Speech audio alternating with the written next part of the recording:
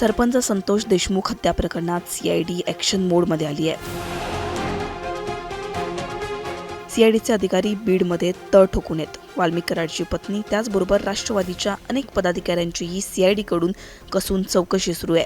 वाल्मिक कराड याच्याशी संबंधित अनेकांची चौकशी सध्या सीआयडी करत आहे.